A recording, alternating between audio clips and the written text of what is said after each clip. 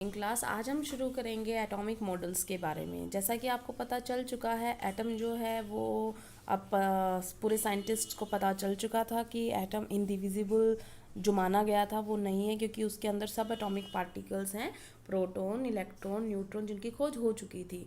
तो अब साइंटिस्ट के सामने प्रॉब्लम थी क्या, कि वो एटम कैसे स्टेबल है, इस तरीके को कैसे समझाया जाए, कि ऐसा कौन सा मॉडल दिया जाए जो एटम की स्टेबिलिटी समझाए, वो उनकी सारी प्रॉपर्टी को एक्सप्लेन कर पाए। इसका मतलब उनका बिहेवियर का मतलब होता है वो कैसी फिजिकल प्रॉपर्टी दिखाएंगे, कितना कंपाउंड बनाएंगे, किसका ऑक्साइड का फॉर्मूला क्या होगा, ऐसे कैसे कंबाइन करते हैं वो, उनके प्रॉपर्टीज़ क्या होंगी, कितना रिएक्टिव होगा, कितना नहीं होगा।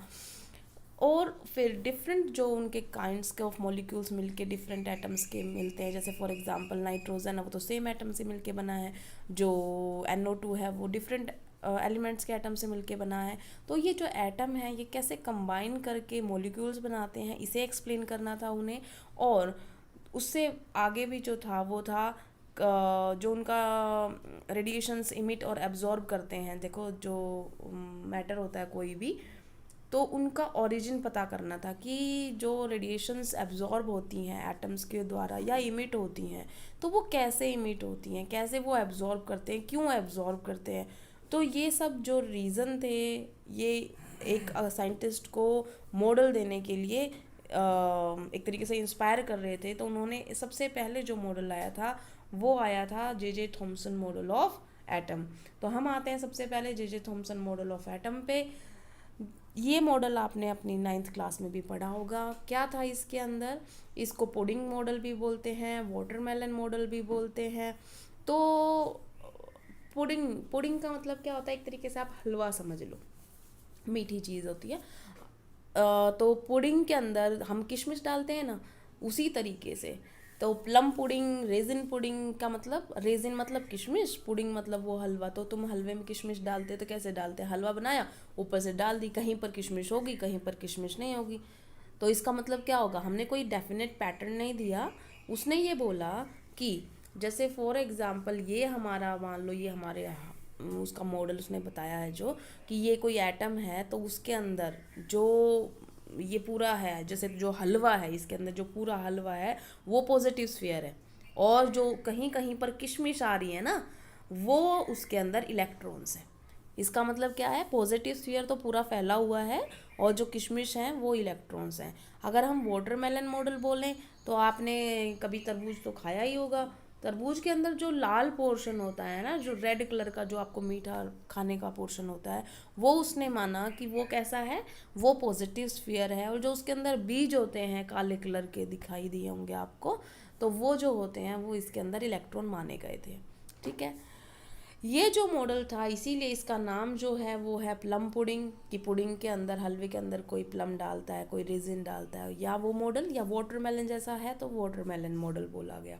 तो इसके अंदर ये बोला गया कि जो पॉजिटिव चार्ज है वो यूनिफॉर्मली डिस्ट्रीब्यूट है, और जो इलेक्ट्रॉन्स हैं वो इस तरीके से एम्बेडेड हैं जैसे उसके अंदर किशमिश होती है पुडिंग के अंदर, या बीज होते हैं वाटरमेलन के अंदर। और उन्होंने बताया कि क्योंकि पॉजिटिव और नेगेटिव दोनों चार्जेस आपस में साथ रह रहे हैं, तो इनके बीच में कौन सी फोर्सेस हैं, इलेक्ट्रोस्टैटिक अट्रैक्शन है। इस वजह से मॉलिक्यूल जो है वो, सॉरी एटम जो है वो स्टेबल मान लिया गया। लेकिन ये जो पूरा माना गया, ये इस बात से तो बता दिया कि मास जो है यूनिफॉर्मली जो है डिस्ट्रीब्यूटेड है। तो इन्होंने ये क्या बोला है कि पॉजिटिव चार्ज तो पूरे के ऊपर था ना, और प्रोटॉन के पास ही पॉजिटिव चार्ज होता है। और ध्यान करो, प्रोटॉन के पास ही मास होता है और न्यूट्रॉन के पास होता है। इसने न्यूट्रॉन का तो जिक्र ही नहीं किया था। दूसरा, इसने ये बोला कि जो मास है वो यूनिफॉर्मली डिस्ट्रीब्यूटेड है। इसका मतलब, जैसे फॉर एग्जांपल हमने ये बोला कि ये अगर मॉडल है, तो हलवा बनाया था ना उसने, तो इसका मैं कहने का मतलब क्या है कि सारे में हलवा है। इसका मतलब सारे में पॉजिटिव स्फीयर है। और पॉजिटिव स्फीयर, इसका मतलब जो उसका एटम का मास है वो सारे में फैला हुआ है। ऐसा तो नहीं होगा ना, कढ़ाई में हमने हलवा रख रखा है तो एक साइड में इकट्ठा हो जाए और एक साइड में खाली रह जाए, ऐसा तो नहीं होगा। तो ये जो है, इसका मतलब है कि सारा मास इसके अंदर अच्छी तरीके से यूनिफॉर्मली डिस्ट्रीब्यूटेड है। ठीक है, थोड़े दिन तक इसको माना गया, जब तक, क्योंकि माना जब जाता है जब तक कोई उसका विरोधी ना आ जाए। तो ये माना गया कि ये ठीक चल रहा है, थॉमसन मॉडल ही ठीक है, पॉजिटिव नेगेटिव जो हो गए अट्रैक्ट कर रहे हैं, और पूरा इलेक्ट्रिकल न्यूट्रल भी हो गया, क्योंकि जितना पॉजिटिव चार्ज है उतना इलेक्ट्रॉन है, नेगेटिव चार्ज है, न्यूट्रलिटी भी मेंटेन हो गई, और मास जो है यूनिफॉर्मली डिस्ट्रीब्यूटेड है। लेकिन एक साइंटिस्ट हुए थे रदरफोर्ड, उन्होंने एक स्कैटरिंग एक्सपेरिमेंट किया और उसके बाद ये थॉमसन मॉडल बिल्कुल नकार दिया गया। ठीक है, तो अब हम आते हैं कि एक्चुअली उन्होंने क्या किया था, कि उन्होंने रदरफोर्ड ने, उससे पहले रदरफोर्ड ने एक रेडियो एक्टिव एलिमेंट लिया था। तो आपको पहले ये बताना पड़ेगा कि रदरफोर्ड ने जो रेडियो एक्टिव एलिमेंट लिया था उनका मतलब क्या होता है। रेडियो एक्टिव एलिमेंट क्या होते हैं बेटा, वो एलिमेंट होते हैं जो अपने आप कोई ना कोई रेडिएशंस निकालते रहते हैं, क्योंकि उनका जो न्यूक्लियस होता है वो स्टेबल नहीं होता। क्या बोला मैंने कि ये साइंटिस्ट हुए थे हेनरी बैकरेल, इन्होंने ही रेडियो एक्टिविटी की खोज की थी, और इन्होंने ही बताया था कि कुछ एलिमेंट्स जो हैं वो इमिट करते हैं रेडिएशन, अपने आप करते रहते हैं, इसे रेडियो एक्टिव बोलते हैं और रेडियो एक्टिविटी बोलते हैं, और इन एलिमेंट्स को रेडियो एक्टिव बोलते हैं। उसके बाद Marie Curie, Pierre Curie, Rutherford, इन सब ने इस बात को देखा कि अलग अलग टाइप की रेज निकलती हैं, alpha rays, beta rays, gamma rays. ठीक है, तो जो रदरफोर्ड जी ने लिया था वो अल्फा रेज के लिया था। यहाँ पर जो अल्फा रेज होती हैं वो एक बार पहले भी शायद आपके आया था कि उसके ऊपर +2 पॉजिटिव चार्ज होता है और 4 उसके ऊपर मास होता है, ये अल्फा रेज होती हैं। अब जो आपको बताया गया कि रेडियो एक्टिव एलिमेंट क्या है, वो एलिमेंट जिनके न्यूक्लियस स्टेबल नहीं है और रेडिएशंस निकाल रहे हैं, तो ऐसा ही उन्होंने एक एलिमेंट लिया रेडियम, और रेडियम को उन्होंने छुपा के रखा है। देखो छोटा सा, ये आपको दिखाई दे रहा होगा अगर, तो यहाँ पे ये रेडियम रखा है, ये रेडियो एक्टिव एलिमेंट है, एक डॉट सी दिखाई दे रही है ना आपको, तो ये सोर्स ऑफ अल्फा पार्टिकल है। यहाँ पर क्या रखा था, रेडियम, और रेडियम से कौन सी रेज निकल रही हैं, अल्फा रेज। ये अल्फा रेज यहाँ पर बाहर निकल रही हैं, और देखो यहाँ से बिल्कुल एक छोटा सा होल है, यहाँ से ये पास होके आ गई, तो मतलब थोड़ी सी मतलब बिल्कुल छन के आई एक तरीके से, मतलब थोड़ी सी मात्रा में। अब वहाँ पर उन्होंने क्या रखा है, यहाँ पर रदरफोर्ड ने रखा था गोल्ड की पतली सी, बहुत पतली गोल्ड फॉइल। गोल्ड फॉइल जो होती है, जब यहाँ पर इन अल्फा रेज को मतलब स्कैटर, मतलब सॉरी टकरवाया गया, मतलब ठीक है ना, हिट करवाया गया, स्ट्राइक करवाया गया, तो यहाँ पर जो है बेटा ये फोटोग्राफिक प्लेट लगाई हुई है। फोटोग्राफिक प्लेट का मतलब तुम ये समझ लो कि जहाँ पर भी अब आवाज़ वो टकराएगी वहाँ पर सिंटिलेशन होगा, लाइट प्रोड्यूस होगी, या एक तरीके से आपको पता चल जाएगा कि कहाँ पर उस प्लेट पे कोई आके टकराई है चीज़। ठीक है, तो हुआ क्या, यहाँ पर जब इस अल्फा रेज को यहाँ इस गोल्ड फॉइल के ऊपर टकरवाया गया, तो क्या हुआ, 99.9% सीधी चली गई। 99.9% अगर किसी में से सामने से सीधा चला जाए, इसका मतलब वो चीज़ क्या है, खाली पड़ी है, अंदर कुछ नहीं है। तो इसका मतलब उन्होंने क्या कंक्लूजन निकाला कि ज़्यादातर स्पेस जो है, क्योंकि 99.9% जो है वो क्या चली गई, वो सीधी चली गई। इसका मतलब उस एटम के अंदर ज़्यादातर स्पेस क्या है, खाली है।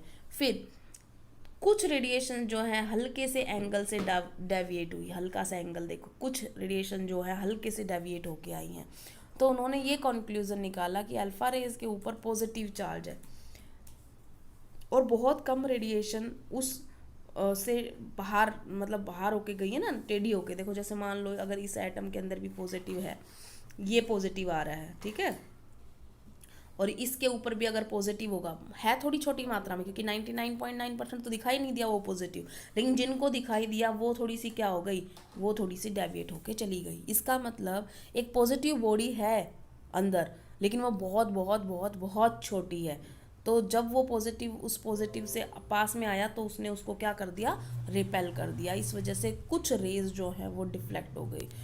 तीसरा जो था बहुत बहुत कम, मतलब तुम लगा लो 20,000 में कोई एक रे जो थी ना, वो बहुत ज़्यादा ही डिफ्लेक्शन पे आई, ये लगभग 180 डिग्री पे। देखो अब ऐसा डिफ्लेक्शन कब आता है ये बताओ आप, कभी आपने दीवार पे चौक मार के देखा होगा, आ जाता है ना वापस पीछे की साइड आ जाता है। क्यों आ जाता है, क्योंकि दीवार जो है बहुत बहुत बहुत भारी है उसके कंपैरिजन में, वो बेचारा हल्का सा है। इसका मतलब क्या हुआ, अगर कोई भारी चीज़ से कोई हल्की चीज़ टकराएगी तो वो वापस आ जाएगी।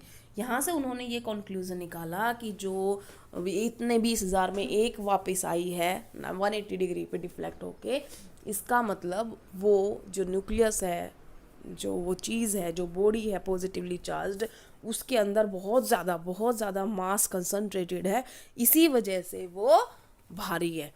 इसका मतलब उन्होंने कंक्लूजन निकाला कि ज़्यादातर स्पेस एटम का जो है वो खाली पड़ा है और थोड़ा सा स्पेस जो है वो न्यूक्लियस के अंदर, न्यूक्लियस है जिसके अंदर पॉजिटिवली चार्ज्ड बॉडी है। तो एक बार हम कंक्लूजन देखते हैं। देखो यहाँ पर क्या किया है, ज़्यादातर क्या गई थी, डिफ्लेक्ट गई थी। ये हमने बताया था 99.9% जो है वो क्या चली गई थी, डिफ्लेक्ट, सीधी बिना कोई रुकावट के अनडिफ्लेक्टेड चली गई थी। थोड़ी सी स्मॉल फ्रैक्शन में जो अल्फा रेज थी वो डिफ्लेक्शन दिखाई थी हल्के से एंगल से, जो ये वाली थी, ठीक है। लेकिन 20,000 में जो एक थी वो कहाँ आई थी, वो 180 डिग्री पे आई थी। तो इस बेसिस पे उसने कंक्लूजन क्या निकाला, सबसे पहला, क्योंकि ज़्यादातर स्पेस जो है वो खाली है क्योंकि वो अनडिफ्लेक्टेड चली गई थी, तो ये कंक्लूजन निकाला। दूसरा, कुछ जो है वो देखो अब यहाँ पे अगर आपको दिखाई दे रहा है तो ये एटम्स दिखाए हैं, जो ब्लू ब्लू दिखाई दे रहे हैं ना, ये एटम्स हैं। अब ध्यान से देखो, ज़्यादातर जो अनडिफ्लेक्टेड गई थी वो सीधी गई हुई है, ये वाली जो ये आपको दिखाई दे रही हैं, ये सारी एरो सीधी आई हैं। जो सीधी आई हैं इसका मतलब क्या है, क्योंकि वो उस जगह से सीधा गुजर के आ गई, एटम का स्पेस ज़्यादातर खाली पड़ा है। लेकिन इस ब्लू वाले के अंदर जो आपको ब्लैक डॉट दिखाई दे रही है वो है न्यूक्लियस। तो एक आधी जो उस पॉजिटिव के पास गई, जैसे ये वाली गई, ये वाली गई, तो ये इस पॉजिटिव के पास आई यहाँ पर, तो ये हल्का सा क्या आ गया, डिफ्लेक्शन आ गया। लेकिन कोई एग्जैक्ट उसके ऊपर टक्कर मार के आई है तो वो क्या आ गई, वो वापस आ गई, वो 20,000 में एक थी, ठीक है। तो यहाँ से उन्होंने कंक्लूजन निकाला कि वो बॉडी है वो पॉजिटिवली चार्ज है, इस वजह से हल्का सा डिफ्लेक्शन आया था। और जब पूरा डिफ्लेक्शन आया था इसका मतलब क्या हो गया था कि सारा मास जो है उसके ऊपर कंसंट्रेटेड है। तो यहाँ से उन्होंने कंक्लूजन निकाला और अपना मॉडल दिया, जिसे हम रदरफोर्ड मॉडल ऑफ एटम बोलते हैं। रदरफोर्ड मॉडल ऑफ एटम के हिसाब से पॉजिटिव चार्ज और जो मास होता है वो एक छोटे से रीजन में कंसंट्रेटेड होता है, उसे हम न्यूक्लियस बोलते हैं, ठीक है ना। इसका मतलब सारे प्रोटॉन्स, अर्थ प्रोटॉन्स है तो मास तो साथ में है ही, ठीक है ना, वो वहाँ पर रहते हैं। मास न्यूट्रॉन में भी होता है तो न्यूट्रॉन भी कहाँ रहेगा, उस न्यूक्लियस के अंदर। तो यहाँ से कंक्लूजन क्या निकाला कि जो भी पॉजिटिव चार्ज बॉडी है और जो भी मास है वो सारा कहाँ कंसंट्रेटेड है, वो न्यूक्लियस में है। और उसके बाद ज़्यादातर स्पेस जो है वो खाली पड़ा है, तो उन्होंने बोला कि ये सर्कुलर पाथ्स हैं ऑर्बिट्स की तरह पे, और ये ऐसे चक्कर लगा रहे हैं इलेक्ट्रॉन, जैसे कोई, वो क्या बोलते हैं, सो प्लेनेट चक्कर लगाता है ना, ग्रह चक्कर लगाता है सूरज के चारों तरफ। जैसे ये मान लो ये हमारा सूरज है, ये हमने मान लिया। ये न्यूक्लियस मैंने पॉजिटिव इसलिए लिखा है क्योंकि हमने ये बताया है कि एटम का सारा न्यूक्लियस पे कंसंट्रेटेड है, तो ये सूरज हो गया। और साथ में यहाँ पर इलेक्ट्रॉन कौन चक्कर लगा रहे हैं, तो जैसे प्लेनेट चक्कर लगाते हैं सूरज के चारों तरफ, वैसे ही इलेक्ट्रॉन चक्कर लगा रहे हैं प्रोटॉन के चारों तरफ। ये उसने बात बनाई और उनको बोल दिया उन्होंने ऑर्बिट्स। और क्यों उसने ये बोला कि इलेक्ट्रॉन्स और जो प्रोटॉन्स हैं, जो न्यूक्लियस है, अब न्यूक्लियस के पास कौन सा चार्ज है, पॉजिटिव, इलेक्ट्रॉन के पास कौन सा चार्ज है, नेगेटिव। ये दोनों आपस में कौन सी फोर्सेस रख रहे हैं, इलेक्ट्रोस्टैटिक फोर्सेस ऑफ अट्रैक्शन। इस वजह से ये एटम स्टेबल है, ठीक है। इतना समझ में आ गया। हमने दो मॉडल कर लिए, थॉमसन मॉडल ऑफ एटम, एक रदरफोर्ड मॉडल ऑफ एटम, ठीक है ना। अगर फिर भी कुछ समझ में नहीं आए तो आप मुझसे पूछ सकते हैं, दोनों मॉडल के पोस्टुलेट आप लिख लेना, ठीक है। समझ में आ गया होगा आपको। अच्छा, एक बात और बता देती हूँ, ये रह गया होगा, अगर थॉमसन मॉडल को डिस्कार्ड कर दिया गया था, क्यों डिस्कार्ड कर दिया, स्कैटरिंग ने ऐसा क्या कर दिया। देखो, स्कैटरिंग ने ये बताया कि जो मास है ना वो तो ये पूरा एटम तो खाली पड़ा, मास तो सिर्फ इतने हिस्से में। अगर पुडिंग होता तो सारे में बराबर आता ना, लेकिन पुडिंग नहीं है ना। थॉमसन मॉडल ने तो क्या बोला था, सारे में मास फैला हुआ है। अब सारे में फैलता तो सारी रिएक्शन सेम होती, सारी जो रेज आती वो तो सेम आती, लेकिन इसमें अलग अलग टाइप की रेज आई है। इसका मतलब उसने क्या बोला कि मास सारे में नहीं है, मास तो सिर्फ एक छोटी सी जगह पर है। तो इस स्कैटरिंग एक्सपेरिमेंट से थॉमसन मॉडल को बहुत बड़ा झटका लगा और उसको पूरी तरीके से डिस्कार्ड कर दिया गया, ठीक है। Thank you class.